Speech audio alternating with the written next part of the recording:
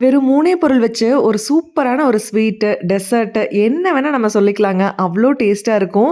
கண்டிப்பா இந்த ரெசிபி நீங்க வீட்ல ட்ரை பண்ணியே ஆகணும் அப்படின்னு தான் நான் சொல்லுவேன். ஒரு பேன்ல 2 ஸ்பூன் நெய் சேர்த்துட்டு சின்ன சின்னதா கட் பண்ணி வச்ச முந்திரி போட்டு வறுத்து எடுத்து வச்சுக்கலாங்க.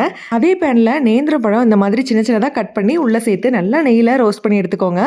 கொஞ்சம் நல்லா வதங்குனதுக்கு அப்புறமா 1 ஸ்பூன் சுகர் சேர்த்துட்டு நல்லா இந்த மாரி ரோஸ்ட் பண்ணி தனியா எடுத்து வச்சுக்கலாங்க. பார்க்கறதுக்கே எப்படி இருக்குன்னு பார்த்தீங்களா? நல்லா வந்து பழம் வெந்து வந்துரும் இதுல.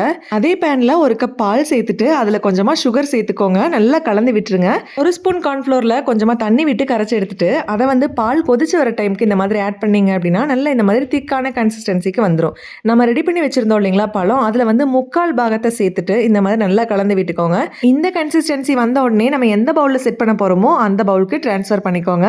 இன்னும் கொஞ்சம் பழம் எடுத்து வச்சிருந்தோம் இல்லைங்களா, அத மேல அப்படியே ஸ்ப்ரெட் பண்ணி விட்டுட்டு, அதுக்கு மேல ரோஸ்ட் பண்ணி வச்சிருந்த முந்திரி வந்து சேர்த்துக்கலாங்க. இது ஒரு 10 நிமிஷம் ஃப்ரிட்ஜ்ல வச்சு செட் பண்ணிட்டு எடுத்து சாப்பிட வேண்டியது தான். டேஸ்ட்டு வேற லெவல்ல இருக்கும். செஞ்சு பார்த்துட்டு எனக்கு மறக்காம கமெண்ட் பண்ணுங்க. பாய்.